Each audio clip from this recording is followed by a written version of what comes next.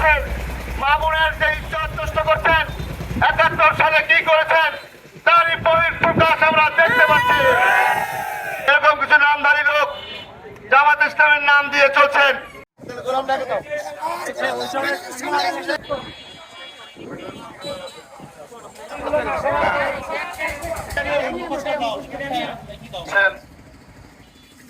গত ১৩ জুলাই সাতক্ষীরার ৪ আসনে নজরুল ইসলাম, তিনি একজন নির্বাচিত এমপি এবং তার দ্বারা মরিয়ম নামের যে মেয়েটিকে আমরা দেখেছি উনি অসামাজিক কাজে লিপ্ত ছিলেন এবং তিনি যে কর্মে লিপ্ত ছিলেন এটা বাংলার মানুষ, সাধারণ মানুষ, এটা মুসলমান হিসাবে আমাদের ব্যক্তিত্বে লেগেছে। আমরা এর তীব্র প্রতিবাদ ও নিন্দা জানাই। গত ১৬ জুন তার একটি সিভিতে এই নজরুল ইসলামের দেখেছি যে তিনি রিকমেন্ড করেছেন এবং তার সাথে মহরম দহরম সম্পর্কের ছবি আমরা দেখেছি। জামাত ইসলামের নাম দিয়ে বাংলাদেশের মা বোনের যে ইজ্জত নষ্ট করছেন, ৭১ সালে কি করেছেন তারই বহিঃপ্রকাশ আমরা দেখতে পাচ্ছি। পাশাপাশি আমি আরো বলতে চাই, আপনারা বলতেছেন এআই দিয়ে এই নাটক সাজানো হয়েছে। আমরা তার নজরুল ইসলামের স্বীকারোক্তিও দেখেছি। আমাদের মংলার তথাকথিত কিছু জামাত ইসলামের নেতা, আমি স্পষ্ট নাম বলতে চাই, এখানে কোহিনুর সর্দার, বাবর মুসল্লি, আনিস, এরকম কিছু নামধারী লোক জামাত ইসলামের নাম দিয়ে চলছেন। তারা এটাকে প্রতিবাদ ও নিন্দা জানিয়েছেন। কোন পর্যায়ে গেলে নিন্দা জানাতে হয়, কোন কোন কোন কোন পর্যায়ে গেলে প্রতিবাদ জানাতে হয় আসলে তারা ভুলে গেছেন। পাপ করতে করতে পাপের সীমা লঙ্ঘন করেছেন।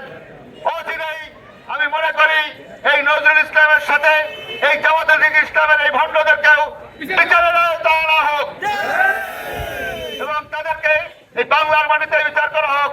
৭১ সালের মতো এরকম ঘটনা বাংলাদেশে আর দ্বিতীয়বার না হোক, নজরুল ইসলামের মতো ঘটনা আর না হোক।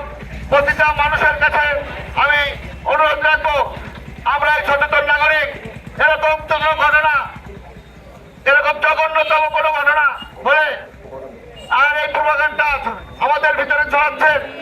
আমাদের রাজনীতিতে বর্তমান বাংলাদেশ জাতীয়তাবাদী দল বিএনপি যখন উন্নয়নের দ্বারে, তখন তারা বিভিন্নভাবে অপকর্মে লিপ্ত হচ্ছেন, তাদের এই সরকারের কাজে তারা বাধা দিচ্ছেন।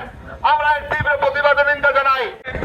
আমরা একজন বাংলাদেশের নাগরিক হিসাবে আমরা লজ্জিত।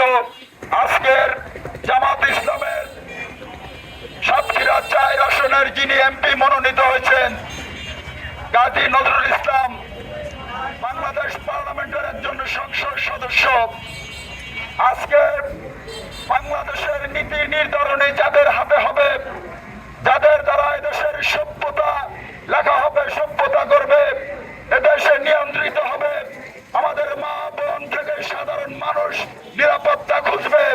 আজকে সেই সব লেভেলের যারা রয়েছে, সেই সব স্তরের মানুষের এমন ন্যাক্কারজনক নির্লজ্জ বেহায়াপনা জাতি হিসাবে বাংলাদেশের মানুষের একজন বাংলাদেশের নাগরিক হিসাবে আমরা কোনোভাবে মেনে নিতে পারছি না।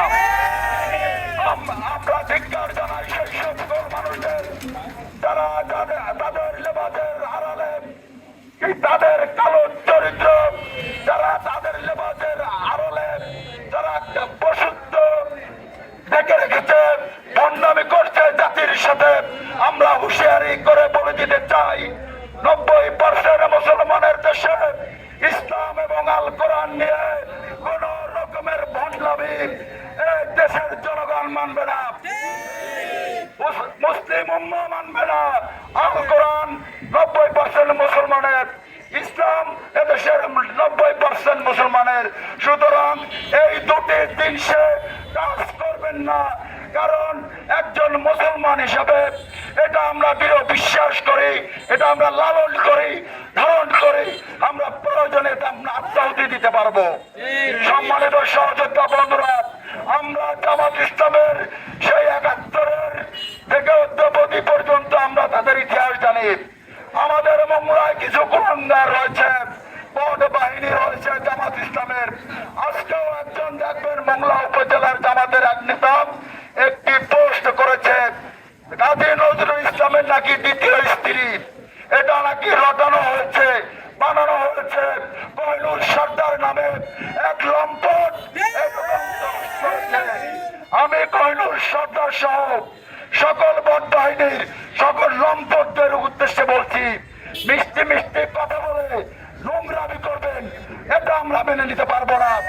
আরেকটি কথা বলছি, আপনারা যে প্রোপাগান্ডা ছড়াচ্ছেন দেশে, দেশ যখন স্বপ্ন দেখতে শুরু করেছে, আজকের প্রধানমন্ত্রী জনাব তারেক রহমানের প্রত্যেকটা পদক্ষেপে মানুষ যখন স্বপ্ন দেখতে শুরু করেছে, যুব সমাজ, তরুণ সমাজ তখন সম্ভাবনার দ্বার প্রান্তে সম্ভাবনার স্বপ্ন দেখছে। আপনারা ঠিক সেই মুহূর্তে দেশের উন্নয়নমূলক কর্মকাণ্ডে আপনারা বিভিন্নভাবে প্রোপাগান্ডা ছড়িয়ে বাধা দেওয়ার চেষ্টা করছেন।